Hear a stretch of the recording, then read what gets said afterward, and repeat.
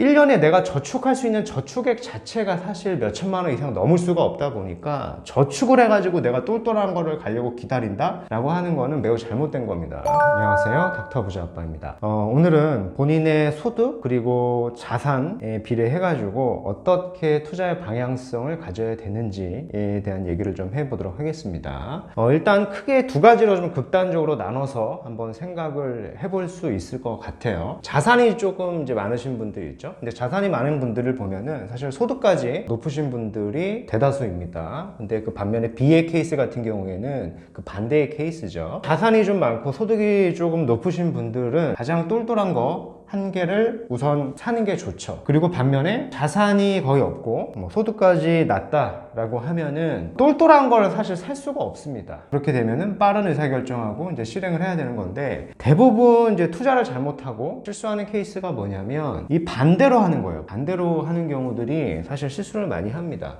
충분히 본인 자산이 많고 소득이 높아가지고 똘똘한 거를 살 수 있음에도 불구하고 사실 이거를 또 나눠요. 그죠? 덜 똘똘한 거를 사고 또 돈이 생길 때마다 또 덜 똘똘한 걸 사고 이런 케이스들이 자산이 많고 소득이 높으신 분들 중에서도 굉장히 많습니다. 근데 그렇게 하시는 것보다는 똘똘한 거 하나 가져가는 게 좋고요. 반면에 내가 이제 자산이 없어요. 소득이 좀 낮아요. 그러면은 1년에 내가 저축할 수 있는 저축액 자체가 사실 몇 천만 원 이상 넘을 수가 없다 보니까 저축을 해가지고 내가 똘똘한 거를 가려고 기다린다 라고 하는 거는 매우 잘못된 겁니다. 저축을 해가지고 절대 실물 자산이 올라가는 걸 따라잡을 수 없다 보니까 본인 상황에 맞춰가지고 이제 빠른 의사결정 이제 실행을 해야 되는 겁니다. 그렇죠? 근데 대부분이 투자를 실패하는 이유가 이 반대로 하기 때문에 실패를 많이 하게 되는 겁니다. 그러면 조금 나눠가지고 좀 생각을 해본다라고 하면 소득이 높고 자산이 많은 케이스하고요, 소득이 낮고 자산이 상대적으로 없는 케이스로 나눠볼 수 있겠는데, 그럼 소득이 많다라고 하는 기준이 뭐냐면 소득이 많고 적으면 상대적인 것이긴 하겠지만은 내가 질적인 투자를 바로 할 수 있다라고 하는 기준이 되는 이제 소득이 많다라는 거고요. 흔히 우리 소득이 많다라고 하는 부분을 보면 이제 전문직이 한 달에 한 1,000만 원에서 2,000만 원 정도 번다라고 하면은 소득이 높다, 많다라고 생각을 하는데, 사실 전문직 중에서도 1,000만 원, 2,000만 원을 벌어서 바로 질적인 투자를 할 수 있는 경우가 거의 없습니다.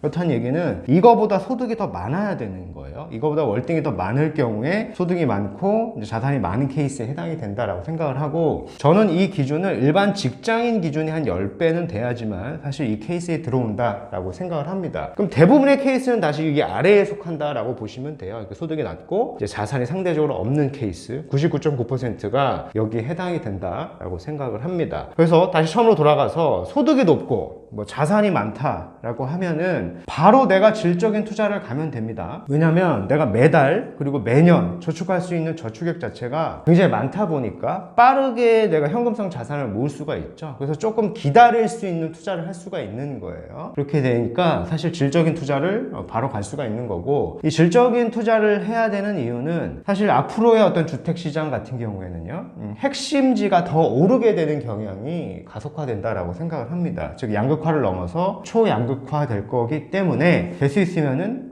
질적인 투자가 우선이 된다라고 생각을 하고요. 반면에 소득이 좀 적고요, 자산 자체가 많이 쌓이지 않으신 분들은 저축을 해가지고 내가 투자를 한다 라고 하는 부분은 사실 1년에 저축을 해봐야 2천만 원, 4천만 원 밖에는, 많이 해봐야 그 정도밖에 할 수가 없고, 게다가 자녀까지 있다라고 하면은 1년에 1,000만 원 이상 저축하기도 어려운 경우가 많아요. 그래서 이 저축을 해가지고 내가 투자를 한다라기보다는 바로 양적인 투자로 가야 된다라고 생각을 합니다. 양적인 투자라고 하는 거는 개수를 늘리는 투자를 하는 거고, 개수만 계속 늘릴 수는 없다 보니 결국에는 개수를 늘린 다음에 총 자산의 볼륨을 늘려놓고 그 다음에 이제 질적인 투자를 해도 늦지 않는다라는 거예요. 이유는 내가 이런 상황에서 바로 질적인 투자를 갈 수가 없는데 기다리다 보면 자산이 다 올라버려서 할 수 있는 선택지들이 거의 없다 보니까 될 수 있으면 바로 양적인 투자를 빠르게 해서 추후에 이제 질적인 투자로 가는 방향성이 훨씬 자산을 굴리는데 유리하다라고 생각을 합니다. 그럼 무작정 내가 양적인 투자를 해야 되냐? 그런 건 아니고 어느 정도의 엑싯을 좀 고려를 해서 투자를 해야 됩니다. 결국에는 우리가 우리가 수익화를 해야 되잖아요. 그죠? 한국의 자산을 팔아서 양적인 투자에서 질적인 투자로 가려면 엑싯을 고려한 투자를 해야 됩니다. 그래서 분가를 맞고 매도를 할 수 없다 보니 일반 세율이라든가 이런 주택임대사업자 제도를 좀 적극적으로 활용하는 방법이 있겠고요. 이제 명의에 대한 분산도 있습니다. 그 혼인신고를 늦추고 뭐 가족명의를 활용한다라고 하거나 아니면 뭐 법인 투자를 하시는 게 좋겠죠. 뭐 법인도 처음에 자본 자체가 너무 부족하다 보니까 처음부터 내가 어떤 똘똘한 건물로 간다? 이런 것들은 거의 불가능하다라고 보고 처음에 좀 작은 것부터 시작을 하는 거죠. 이런 아파트라든가 지상센터라든가 부분 상가라든가 공시지가 1억 이하짜리라든가 이런 식으로 법인 투자를 좀 경험을 해본 다음에 자산을 좀 불린 다음에 그 다음에 이제 건물 신축이나 뭐 리모델링, 꼬마 빌딩 이런 투자의 방향성이 더 적합하다라고 생각을 합니다. 즉 오늘 제가 말씀드리고 싶은 내용은 본인의 소득과 자산 기준에 따라서 투자의 방향성이 전혀 다르다라는 겁니다. 근데 우리는 대부분 이 소득이 낮고 자산이 상대적으로 적다 보니 처음부터 이렇게 질적인 투자, 내가 너무 비과세에 집착을 하고 비과세에 중점을 두는 것보다는 사실 양적인 투자, 가지수를 더 늘려가는 투자가 본인의 자산의 볼륨을 키우는 데 더 유리하다라고 정리를 해드리겠습니다.